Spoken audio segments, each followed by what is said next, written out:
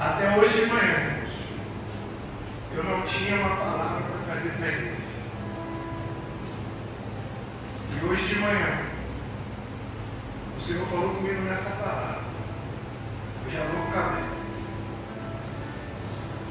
Eu não queria trazer essa palavra,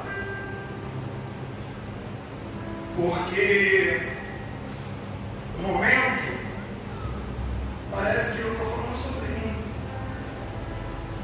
Eu até dividi com a minha esposa, hoje falei, não quero pregar isso. As pessoas vão achar que é sobre nós. Só que o Espírito Santo falou que assim como eu, existem pessoas que entraram aqui nessa noite. E que nem todo mundo que está sorrindo, de fato está feliz. Que nem todo mundo que aparenta estar forte, de fato está forte. Esse texto me deixou emocionado, porque Deus, Ele é a nossa força. E essa palavra, assim como ela falou na minha alma, eu espero que o Espírito Santo fale com a sua alma nessa noite. Então leia comigo aí a introdução. Leia junto comigo, me ajude, por favor. A história que acabamos de ler, apesar de ser muito antiga, é muito atual. E é provável que todos os cristãos que servem ao Senhor com fidelidade já tenham passado ou passarão por situações semelhantes. Como servos de Deus, alimentamos a imagem de que estamos em uma redoma de vida, onde confessar a Cristo como Salvador, nossa vida será como um jardim florido, ausente de problemas, desafios, provações. No entanto, ao longo da caminhada, vimos que a vida do crente é repleta de combates contra as astutas ciladas do inimigo. Então, irmão, nós, quando ouvimos falar de Jesus, e eu já vou entrar no Salmo, nós costumamos a querer ouvir as coisas que nos agradam. Afinal, quem tem uma dor, quer ouvir a cura para essa dor. E a Bíblia nos dá a cura para essa dor. Mas a gente cria uma fantasia, e graças a Deus essa nunca foi uma fantasia para mim, que servir a Jesus vai resolver todos os problemas físicos da nossa vida. Só que se submeter a Jesus resolve todos os nossos problemas da eternidade. É essa a promessa que Jesus faz.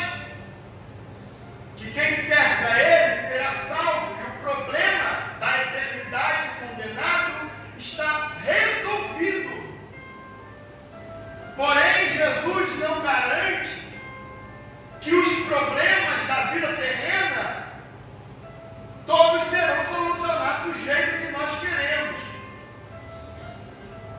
Nós romantizamos o Evangelho e a palavra de Deus e achamos que o Evangelho é triunfalismo terreno, mas o triunfo que Jesus pregou foi o triunfo sobre a morte.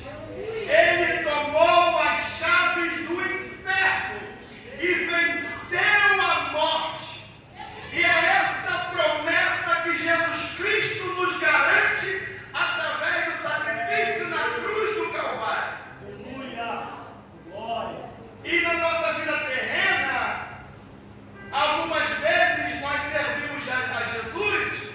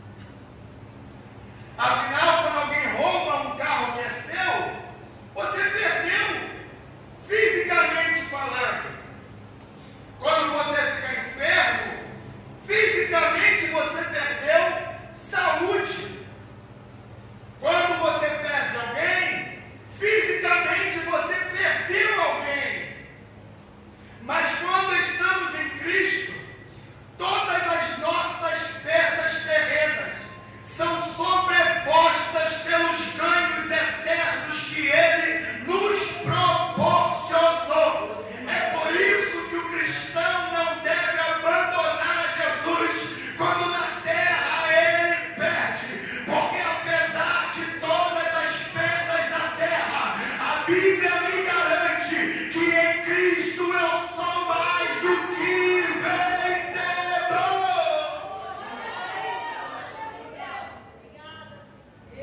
E nós não gostamos de ouvir pregações como está aí na sua Bíblia.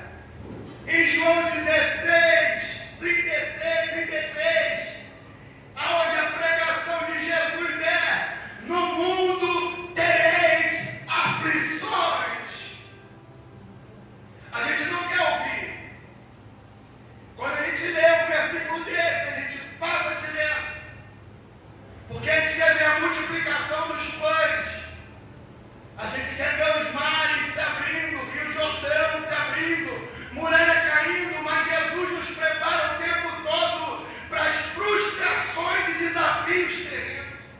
Nós não queremos ouvir a pregação de 2 Timóteo, capítulo 3, versículo 2, que diz também: os que confiam e creem e vivem em Cristo padecerão perseguições. Nós não queremos ouvir a pregação que está no Evangelho de Mateus, no capítulo 5, no versículo 10. Bem-aventurados os que sofrem perseguição por causa da justiça, porque deles é o reino do céu. Você sofre perseguição aqui na terra por causa de Jesus, mas a recompensa é o reino do céu. Bem-aventurados sois vós quando vos injuriarem, perseguirem e mentindo disserem todo mal contra vós por minha causa. Fiquem alegres, porque grande é o vosso galardão, não na terra, mas no céu, porque assim perseguiram os profetas. Ninguém fica feliz quando alguém mente ao seu respeito. Ninguém fica feliz quando alguém faz uma falsa acusação sobre você. Mas Jesus está dizendo: se é perseguido por causa de Cristo, se alegre, porque tem recompensa do céu para a tua vida. Nós não queremos ouvir a pregação de Filipenses, no capítulo 1, versículo 29, porque a vós foi concedido em relação a Cristo. Preste atenção aqui. Não somente creiam nele, mas padeçam também por ele. Eu posso ouvir o glória a Deus da igreja? Salmo 34, 19. Muitas são as aflições do justo. Quem disse que crente não sofre? Quem diz que crente não tem aflições? Quem diz que crente não vai passar escassez? Quem diz que crente não vai ficar enfermo? A Bíblia diz: muitas são as aflições dos justos, mas o Senhor os livrará de todas elas. Quando isso vai acontecer? Quando Jesus Cristo arrebatar a sua igreja, as aflições não farão parte da nossa realidade.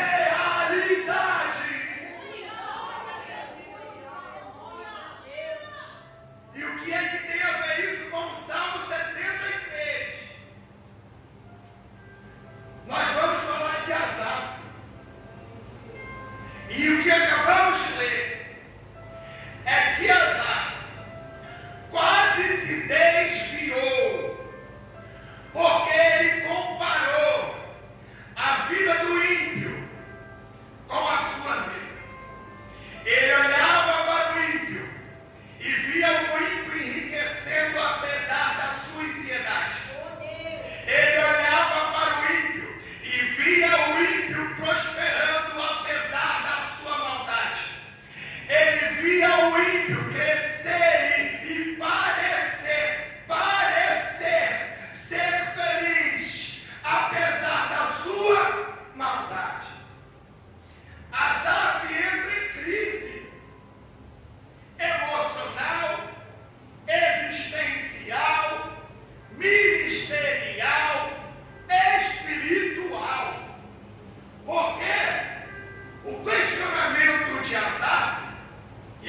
te explicar quem ele era como o ímpio sendo mau, o ímpio não obedecendo, o ímpio não fazendo a vontade de Deus, cresce, prospera, ele aparentemente é feliz. E nós, que somos justos, a cada manhã, parece que somos açoitados. Essa era a crise. E eu duvido muito que em algum momento da tua vida você não tenha feito esse questionamento. Senhor, mas eu sou fiel a Ti. Senhor, eu não vivo no pecado. Senhor, eu entrego os meus dízimos. Senhor, eu faço a Tua obra. Senhor, eu evangelizo aqueles que estão em trevas. Senhor, eu cuido dos necessitados. Senhor, eu faço tudo para fazer a Tua vontade. E parece que o que eu recebo é castigo. Eu duvido muito que alguém nunca fez esse questionamento. Por que o homicida está vivo e morre um justo? Por que o ladrão está rico e o justo vive escassez? Senhor, Tu não está vendo? Parece que o Senhor está de olhos fechados. Asaf, irmãos, não é um crente comum. Asaf não é um novo convertido. Estamos falando de um homem experiente e experimentado na obra de Deus. Leia comigo aí quem era Asaf. Leia comigo, me ajude. É uma figura proeminente no Antigo Testamento, conhecido principalmente por seu papel como levita, músico e autor de salmos. Ele desempenhou um papel significativo no culto e na adoração em Israel durante os reinados do rei Davi e Salomão. Pensa no cara. O ministério de Asaf durou 2 reinados. Asaf era um levita, que é o ponto 1.1 aí. No Antigo Testamento, os levitas, descendentes de Levi, foram especificamente designados a realizar trabalhos no tabernáculo. Dentro da tribo de Levi, haviam 3 principais tribos levíticas, famílias levíticas, que tinham responsabilidades distintas no serviço do tabernáculo. Repita comigo: os coatitas, os gersonitas e os meraritas. O levita, o Asaf, ele fazia parte de uma tribo especial para Deus. Era uma tribo separada para trabalhar no tabernáculo. Asaf era filho de Berequias e descendente de Gerson. Ele era um gersonita. A Bíblia vai me dizer que os coatitas cuidavam da arca e dos utensílios internos do templo.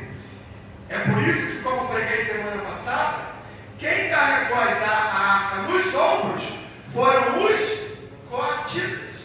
Mas Asaf também estava lá, porque a família gersonita cuidava das cortinas, cuidava das peles de animal, dos véus do templo. E Asaf, ele foi chamado como aquele que ia entoar os louvores. E nós já vamos falar sobre isso. Então, Asaf era um levita, um homem de ministério, que se consagrava, que andava com Deus, que tocava naquilo que era sagrado. Ele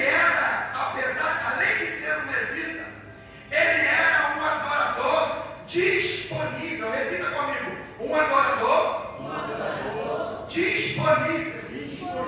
Leia comigo. Em 1 Crônicas 15:16, quando o rei Davi decidiu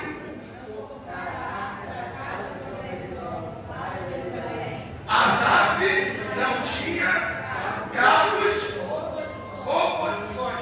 No entanto, quando foi dada a ordem aos levitas para que escolhessem pessoas para liderar a adoração, Asaf estava disponível.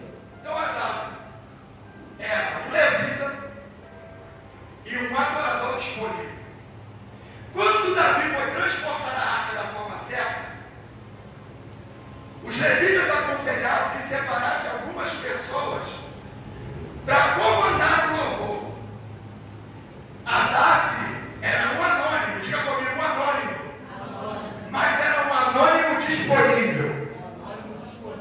Asaf não tinha posição. Asaf tinha disposição. Eu vou repetir para você dar uma glória a Deus mais alto. Asaf não tinha posição. Asaf tinha disposição.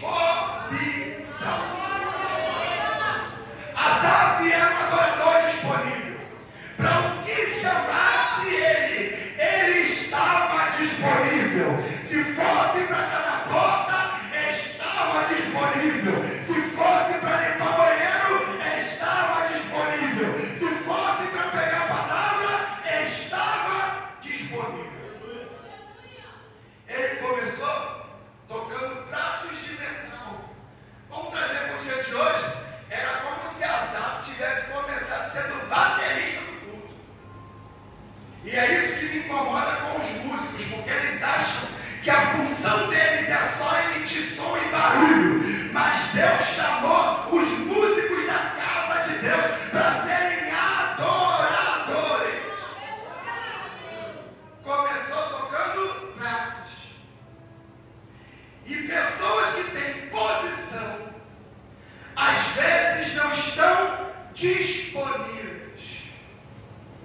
Pessoas que às vezes têm cargos e funções, mas não têm disposição. Asaf não tinha cargo, mas precisava dele, estava na obra. Não tinha função, não tinha posição, mas se o céu acionasse na terra, ele dizia: eis-me aqui. E quantos nessa noite podem dizer para o céu: eis-me aqui, Senhor? Você que está disponível para Deus, levante a tua mão e diga: eis-me aqui, Senhor. Aleluia. Metade da igreja não está disponível, mas é questão pessoal. Eu vou te mostrar o quanto é bom estar disponível para Deus. Além de ser um adorador, um levita, a sua disponibilidade e a sua fidelidade chamaram a atenção do rei. E você que não levantou a mão, que está disponível, eu vou te dar uma segunda chance, porque não se chama a atenção do rei bajulando o rei, se chama a atenção do rei estando disponível para fazer a vontade do rei. Só você que está disponível para o céu nessa noite, levanta a tua mão lá em cima e diz: eis-me aqui, Senhor. Não adianta chamar a atenção do rei com presente. O rei quer disponibilidade.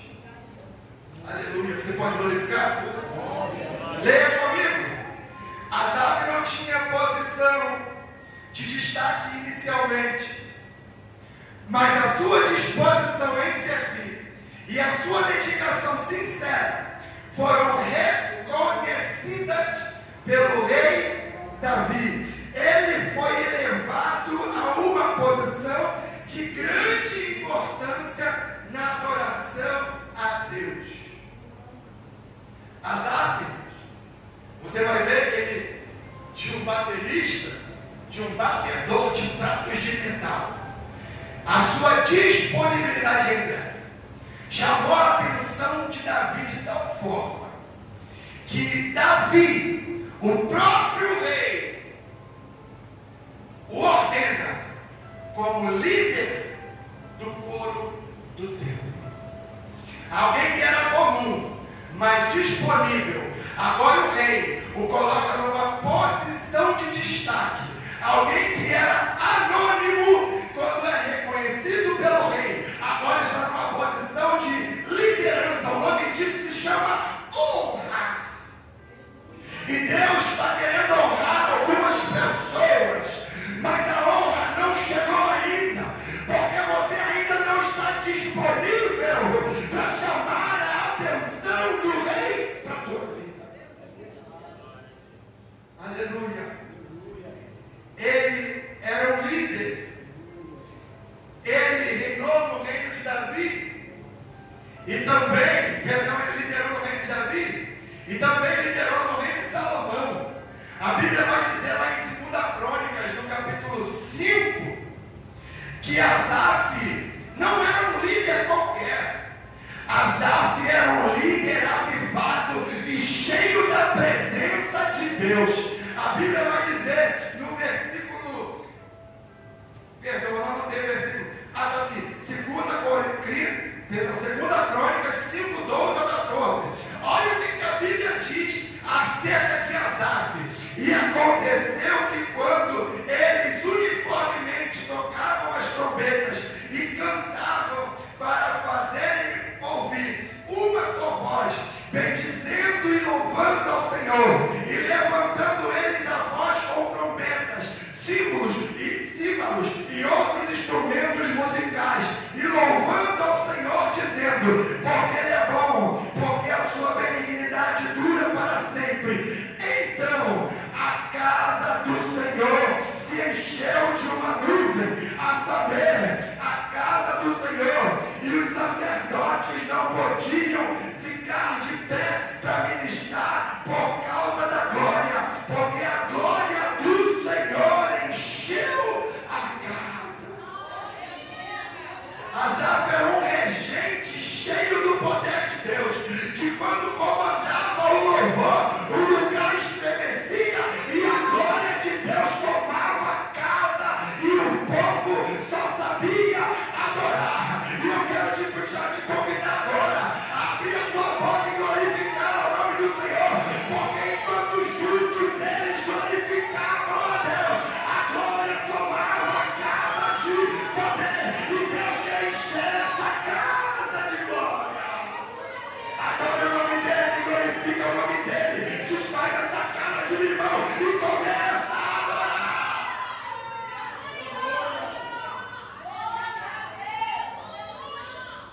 Levita, disponível, um líder cheio do poder de Deus. E ainda tem mais.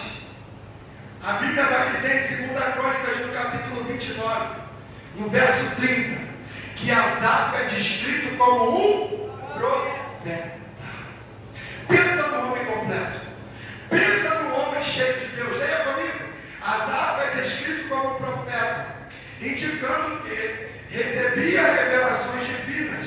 Além de sua função como líder do louvor, Asaf teve uma longa e bem-sucedida carreira orientando o povo de Deus e comunicando as suas palavras de maneira poderosa. Através dos salmos que escreveu, Asaf transmitiu profundas verdades proféticas.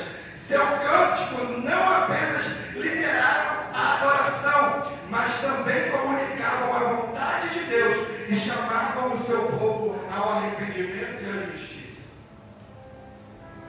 Um levita, um adorador, um líder, um profeta. Só para você ter uma ideia, Asaf escreveu o Salmo 50, escreveu todos os salmos, de 73 a 83, foi Asaf que escreveu. Asaf, além de tudo, era compositor, dominava a arte da música e do louvor. Então, irmão, quando eu olho para Asaf, como algumas pessoas olham para os outros, Asaf, olhando humanamente, não podia entrar em crise. Senhora, porque Asaf é um homem cheio de talentos. Asaf é um homem cheio de posições. Asaf é um homem cheio de intimidade. Só que, irmãos, tem um louvor, se não me falha a memória da Michele Nascimento, Que ela canta, ninguém é super-homem, Deus não te fez de aço, não leve em teus ombros aquilo que esqueci. O mundo é natural, a carne é mortal, é a realidade para chegar no ideal. Cante comigo! O inimigo luta para você negar a cruz, com ela ele sabe que você levou Jesus. O peso da tribulação não dá pra comparar com o peso da glória que do céu vai revelar. E ele canta, não despreze a sua cruz, ela tem sua medida. Deus um dia calculou. Pode louvar a Deus.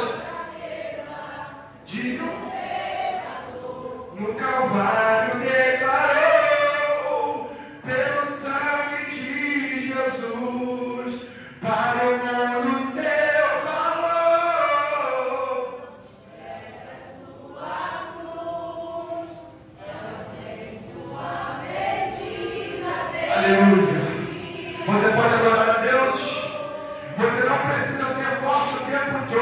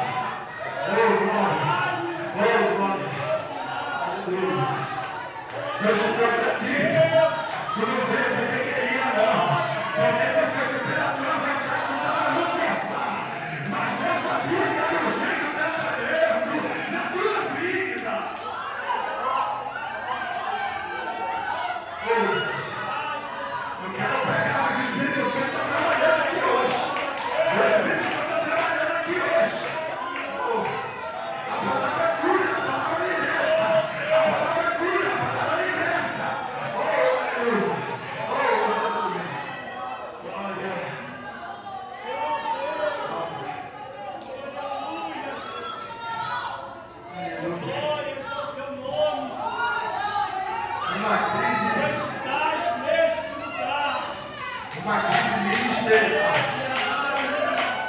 Oh, Deus, Espírito Santo de Deus. Glória. Aleluia.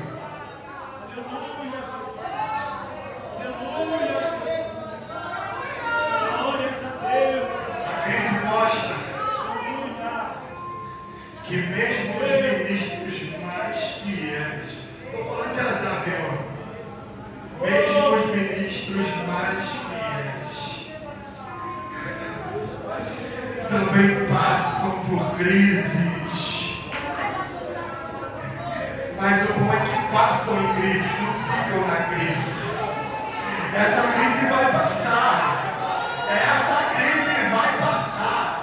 Assim diz o Senhor para a igreja.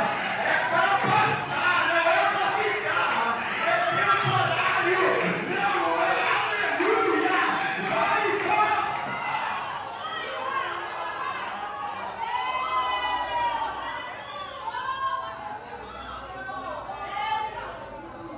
Esse salmo foi escrito por Asaf, não quando ele estava na crise. Esse salmo aqui ele escreveu depois da crise. Porque durante a crise a gente só tem tristeza para dizer. Esse salmo de Asaf é um testemunho do poder de Deus. E eu tenho algo para a tua vida. Essa crise vai passar. E quando ela passar, ela vai se tornar um testemunho poderoso.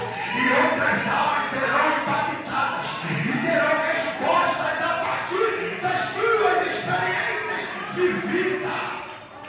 Vai passar. A palavra para a igreja é: vai passar.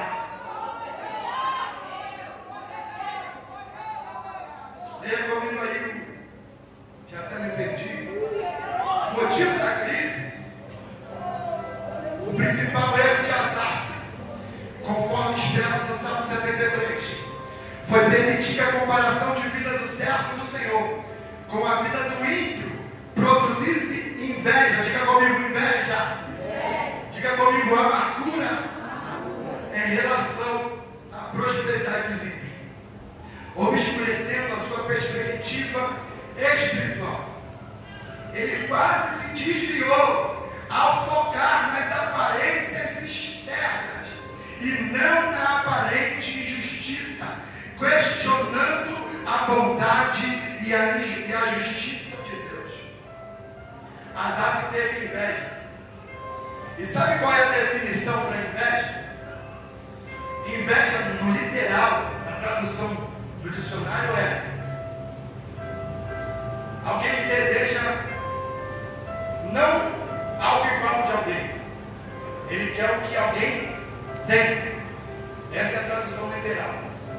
Mas eu consigo compreender que a inveja, no caso de Asaf, era valorizar mais aquilo que o ímpio tinha do que o que ele tinha na sua vida.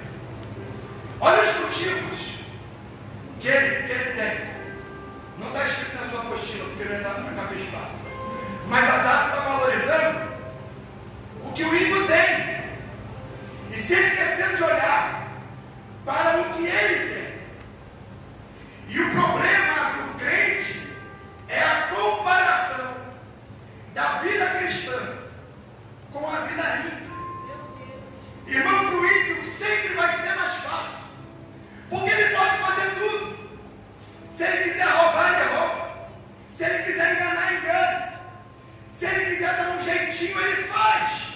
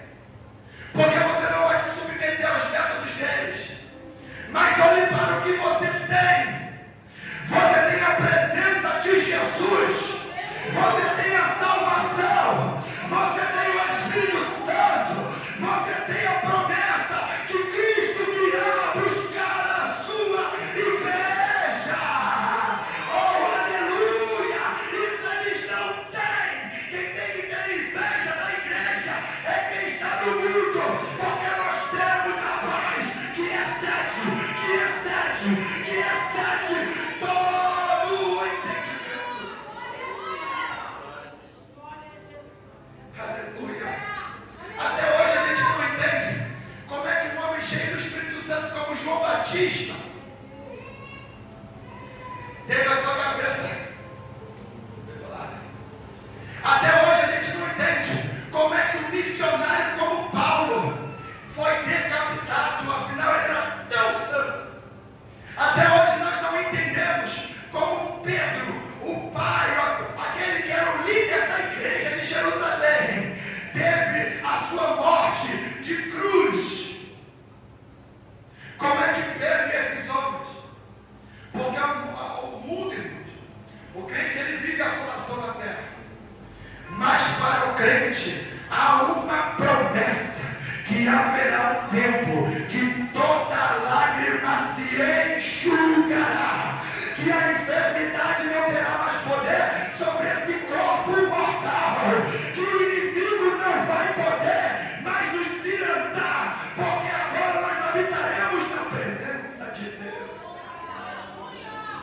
Então olha os motivos. No versículo 4, ele fala sobre a prosperidade dos ímpios sem sofrimento. Vou correr para dar tempo. No versículo 5, ele fala sobre a ausência de problemas.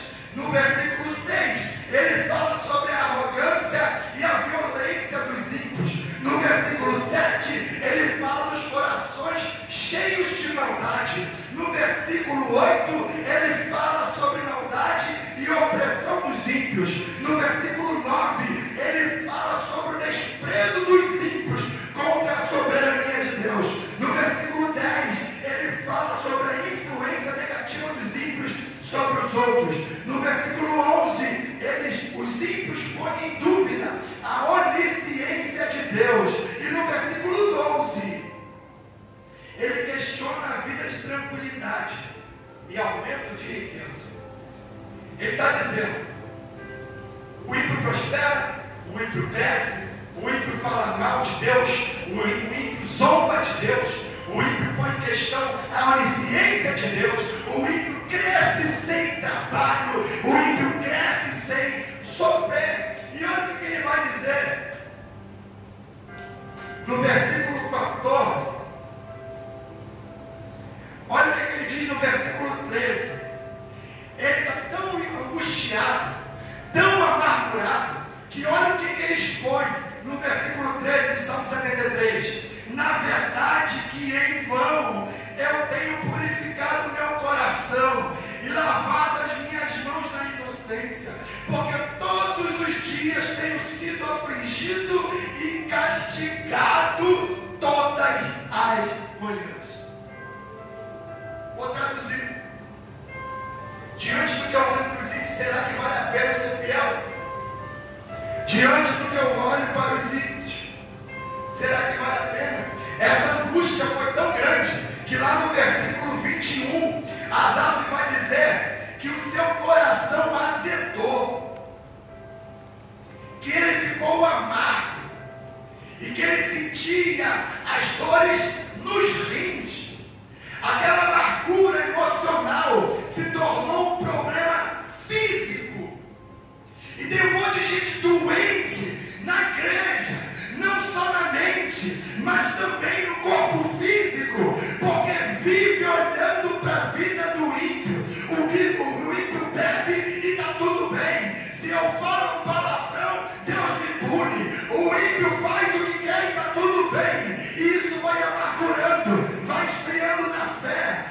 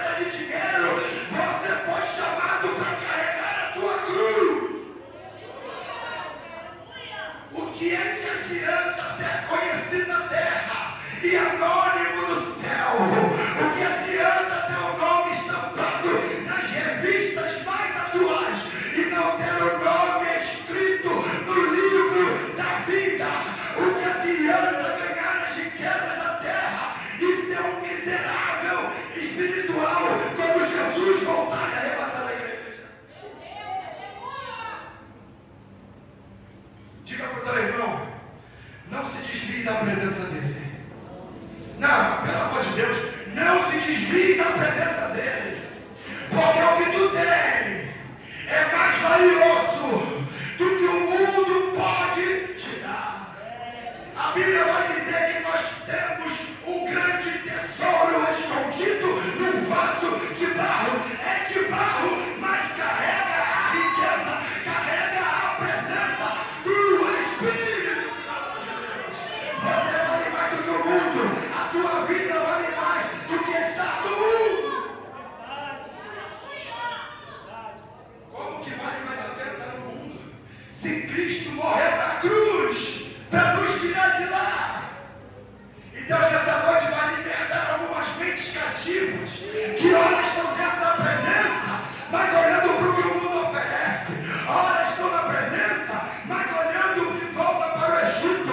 Hoje é noite de mudança, é noite de transformação, uma metanoia, uma mudança completa de mentalidade vai acontecer.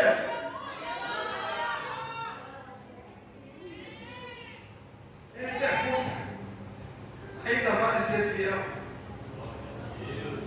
Diga para o teu irmão: vale a pena ser fiel. Sabe por quê? Imagina Jesus olhando na tua vida, para a minha vida, não valendo nada, errando, pecando, falhando. Jesus Cristo tinha tudo para falar para Deus: Pai, o Senhor é muito bom, mas esse povo não vale a pena. Eles, eras após eras, negam o teu nome, se afastam da tua presença, não vivem a tua palavra. Mas Jesus Cristo não falou isso para Deus. Jesus Cristo se entregou como um cordeiro inocente no matadouro, porque ele entendia que cada alma que está nessa noite aqui valia a pena pagar o alto preço de sangue, mesmo que para isso ele precisasse ser cuspido, maltratado, açoitado, humilhado. Mas ele disse que vale a pena morrer por mim e por você. Não tire os olhos daquilo que Jesus fez por você. Quantos livramentos Jesus já deu na tua família? Já foi dito aqui há pouco tempo: 2020, milhões de pessoas morreram no mundo por causa do Covid. Tinha que fechar a igreja, usar máscara, passar álcool. Mas nessa casa, o sangue do Cordeiro estava sobre os umbrais da porta e a morte não chegou. Deus te protegeu. Você não tem motivo para voltar para o mundo. Deus te protegeu. Você não tem motivos para desejar o mundo. Você pode glorificar mais forte. Ele está em crise. Até que, diga comigo, bem forte. Até que entre. Vamos de novo? Até que entrei no santuário. E Deus me fez entender. Vamos? E Deus me fez entender o fim deles. Porque Asaf está olhando o contexto atual. Hoje eles estão ricos, hoje eles estão ganhando, hoje eles estão prosperando, hoje eles estão crescendo. Mas Deus está querendo mostrar para Asaf algo que ele não consegue entender, que o que importa não é agora. A Bíblia vai dizer que não é o começo das coisas que importa, mas o fim das coisas que importam. Então Asaf está olhando para agora, e Jesus está querendo, Deus está querendo mostrar para ele o final. E talvez o teu cenário hoje seja de muita dor, irmão. E eu confesso que o meu cenário hoje é de muita dor. Vivo triste, pensando, lembrando, normal, vai passar. Jesus me deu força, está me dando força, a minha família durante esse processo. Mas hoje, para ser sincero com a igreja,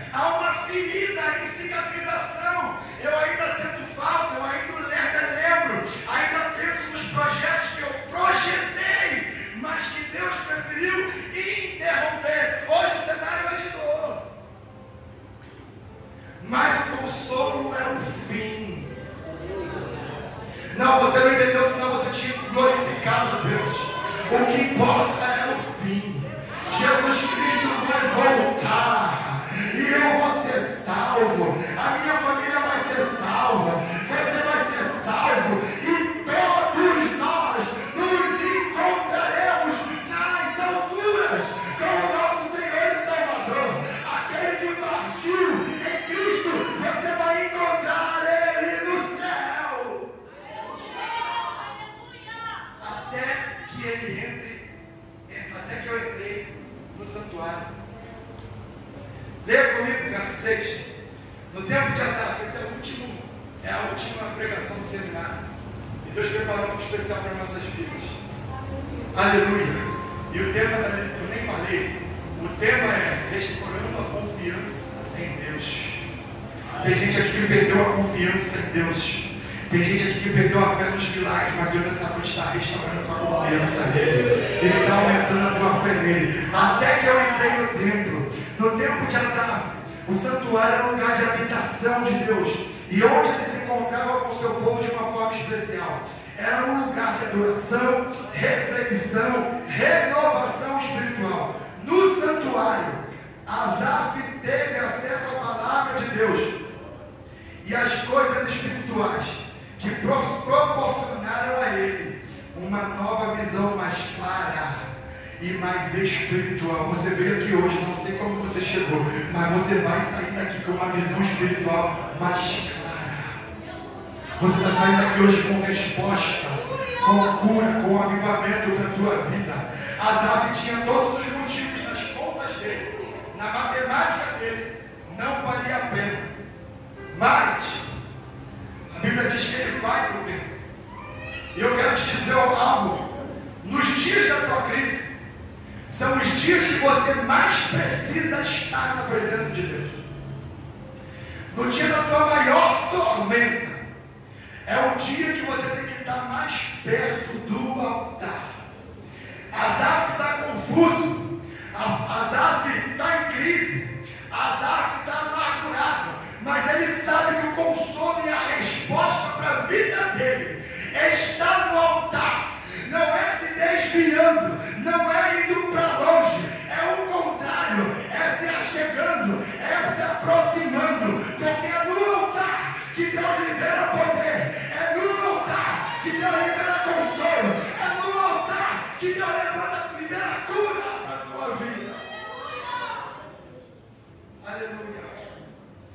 Salmo 121, versículo 1 diz: elevo os meus olhos para os montes e me pergunto, de onde virá o meu socorro? Eu mesmo me respondo, o meu socorro vem do Senhor, que fez o céu e a terra. Salmo 18, verso 6: na minha angústia eu clamei ao Senhor, gritei por socorro, meu Deus, e do seu templo ele ouviu a minha voz, meu grito, e chegou à sua presença e aos seus ouvidos.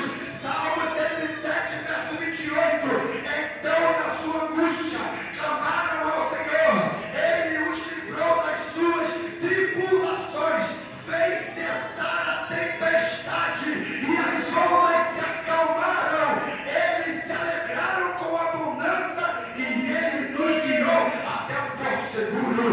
A Isaías 43, verso 2 diz: quando passares pelas águas, eu estarei contigo, eu estarei contigo. Quando passarem pelos rios, eles não te submergirão. Quando passares pelo fogo, não te queimarão, nem a chama arderá em ti. Jeremias, capítulo 29, versículo 12: então vocês clamaram a mim, virão orar a mim, clamarão a mim, virão orar a mim, e eu os ouvirei. Vocês me procurarão e me acharão quando me procurarem com todo o vosso coração. 2 Crônicas, capítulo 7, versículo 14: se o meu povo, que se chama pelo meu nome, se humilhar e orar e buscar a minha face e se afastar dos seus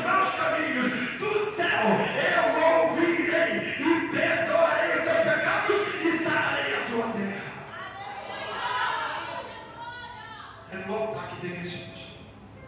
Glória a Deus. É perto de Deus que tem resposta. O versículo 23. Asaf vai dizer: todavia, estou de contínuo contigo. Tu me seguraste pela mão direita. Repita comigo: Deus está me segurando no momento da minha pior, no momento da minha pior crise. Deus está segurando a minha mão no momento da minha pior crise. Ele não se desviou. A Bíblia vai dizer que os pés estavam quase a se desviar. Sabe por que não se desviou? Porque a mão do Senhor segurou na tua presença. Sabe por que eu e você ainda não desviamos? Porque a mão do Senhor nos conservou na sua presença. Em meio à tua crise, Ele está presente. Salmo 23, versículo 4. Ainda que eu ande pelo vale da sombra da morte, não temerei mal nenhum, porque tu estás comigo. A tua vara e o teu cajado me consolam. Deuteronômio 31, versículo 6. Sejam fortes, sejam corajosos, não tenham medo, não fiquem apavorados, porque tu estás, pois o Senhor, seu Deus, vai com vocês e nunca os deixará, nunca os abandonará. João 11:35. Jesus chorou. Ricardo, o que isso quer dizer? Com a mão de Jesus me segurando.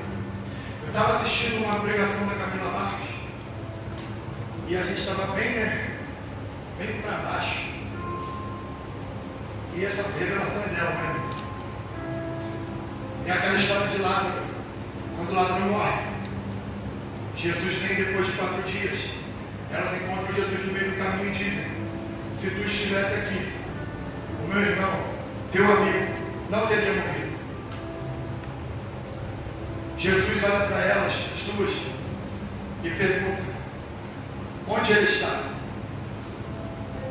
Só que antes de Jesus chegar no túmulo, Jesus vê Marta e Maria chorando.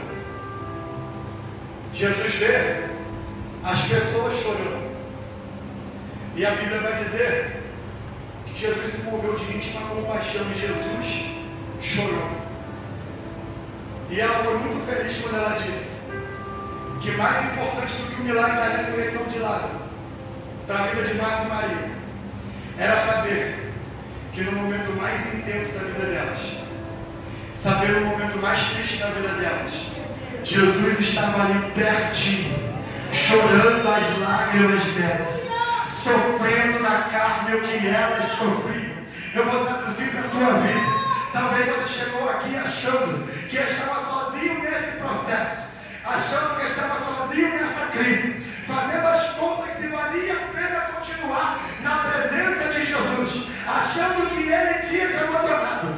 Mas como diz em João no capítulo 11, Jesus chora as minhas lágrimas, Jesus chora as tuas lágrimas, Ele sente as minhas dores, Ele sente as tuas dores. E mais importante do que o milagre que Ele poderia fazer é saber que no momento da minha aflição, no momento mais triste da minha vida,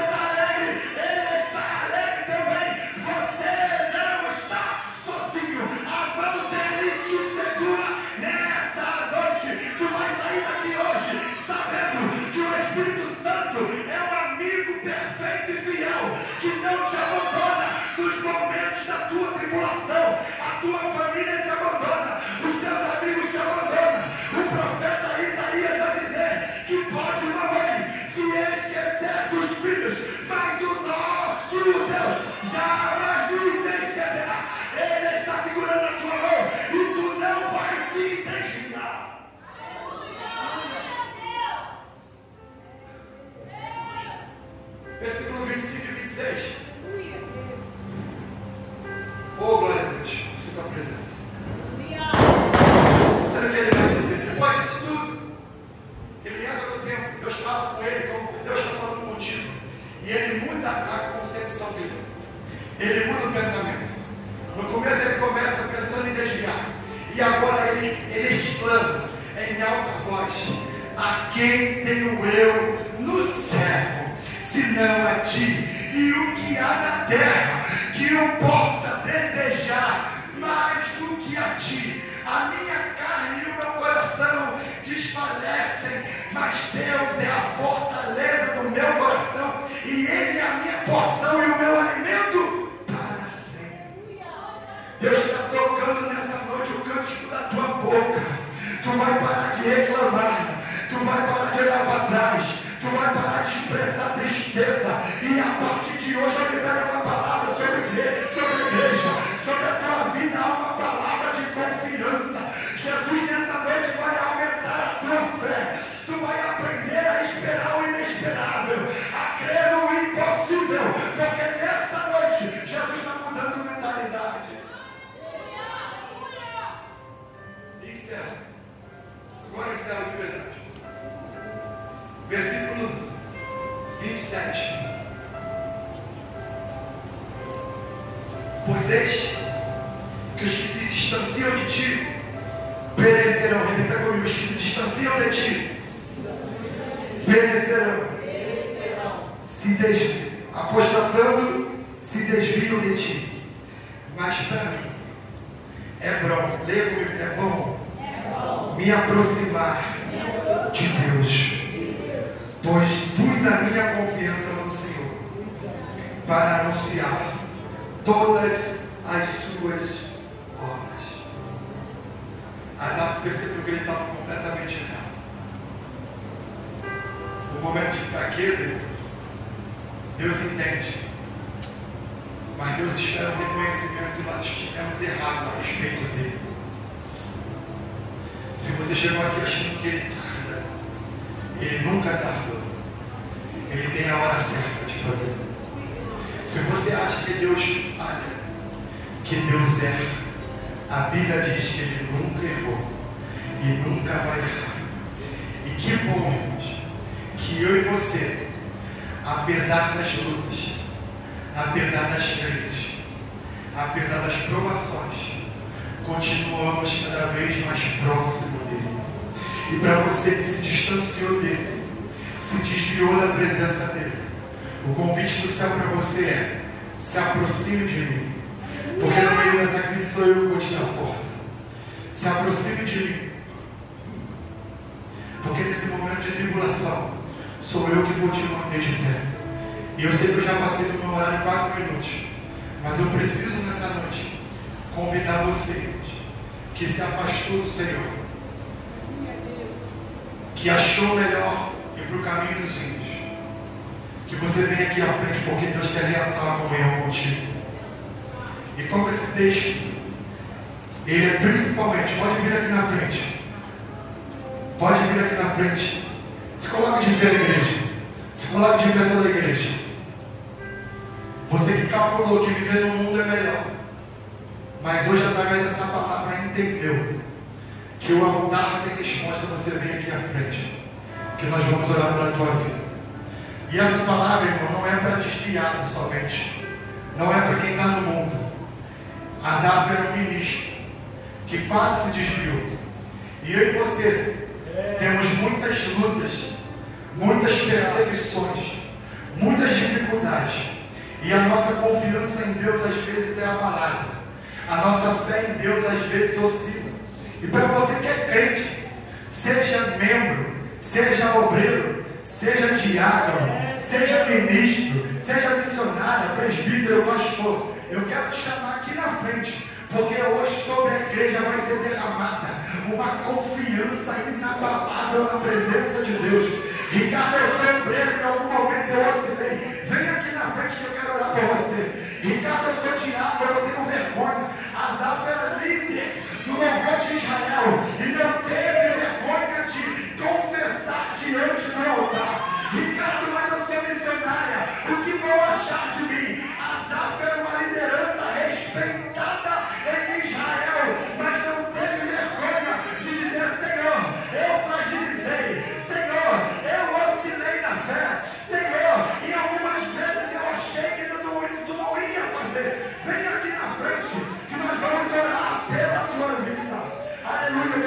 a pessoa